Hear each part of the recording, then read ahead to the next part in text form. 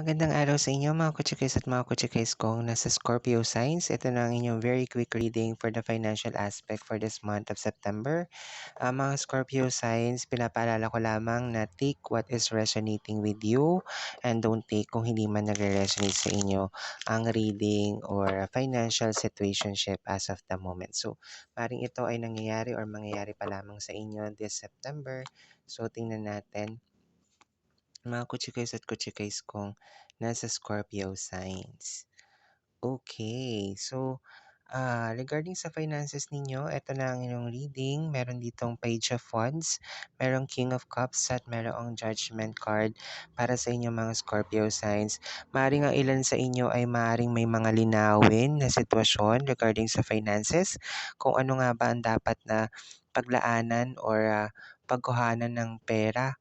No, maring ganon, maaari rin naman ang ilan sa inyo ay matututo na paglaanan ng mas maayos ang sitwasyon regarding sa financial situationship ninyo, mga kutsikis at kutsikis kong nasa Scorpio signs. Ang kailangan nyo lamang ditong gawin ay matuto humawak ng pera at huwag masyadong maging emotional sa mga bagay-bagay o sitwasyon na nangyayari sa inyong buhay, no? Ang ilan sa inyo, sabi ko nga, may maika-clarify or may meron sa inyong magkaroon ng parang paglilinaw ukol sa pera, no? Maaaring ang ilan sa inyo ay nagtuturo kung paano humawak or mag-handle ng finances for a day-to-day situation, no? At maaaring ang ilan sa inyo din ay natututo, no, sa iilang mga tao para matuto kung papaano humawak ng pera at papaano nila ito palalaguin, paano nila ito magiging maayos, no? Papaano nga ba mag-impok, papaano nga ba maging masino, papaano nga ba maghigpit ng sinturon pagdating sa financial aspects.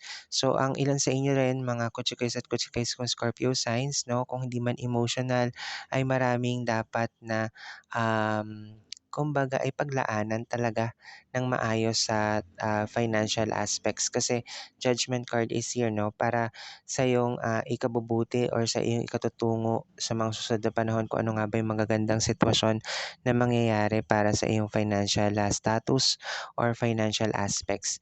So ang ilan sa inyo talaga dito mga kutsikis at kutsikis kung Scorpio signs ay maaring on top of the priorities, no, emotional man sa pera, maari kasi nga ilan sa inyo ay mayaman talaga or may kinikita ng malaking pera at hindi naman alam kung saan ilalaan talaga ang perang kinita or perang kinikita sa bawat araw.